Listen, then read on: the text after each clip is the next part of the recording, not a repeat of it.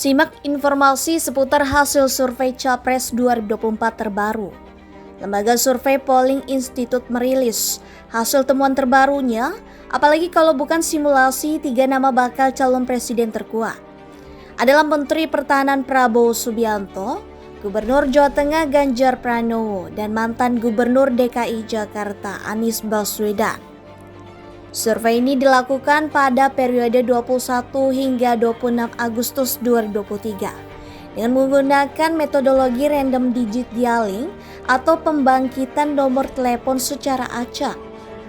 Adapun sampel yang digunakan untuk Survei Polling Institute sebanyak 1.200 responden dengan kisaran margin of error kurang lebih 2,9% dan tingkat kepercayaan 95%.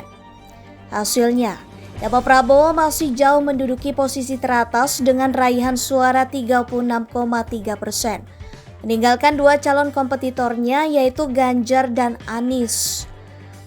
Hal itu dikupas tuntas oleh Kennedy Muslim, peneliti Polling Institute, bersama dengan Seth Soderberg, peneliti politik Indonesia Harvard University.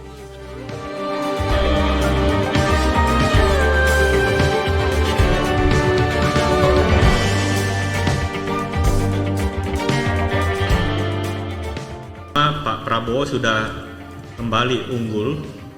At least kita tidak punya data tren dari polling karena ini survei pertama yang kita lakukan untuk konteks Pilpres gitu. Tapi kalau kita bandingkan dengan survei-survei dari lembaga survei yang lain, ini kita melihat memang Pak Prabowo kembali unggul hampir 4% gitu dari Pak Ganjar, dan Pak Anies juga. Suara Anies Baswedan sendiri juga relatif konstan ya di sini, 18 hingga 20%.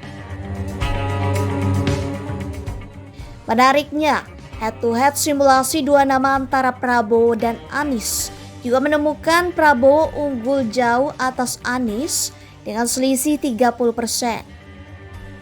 Pada data yang diungkap Polling Institute, Kennedy menjabarkan simulasi jika Pilpres diadakan pada hari ini dan tersisa 2 nama, yakni Prabowo dan Anies. Prabowo akan menang telak melawan Anies.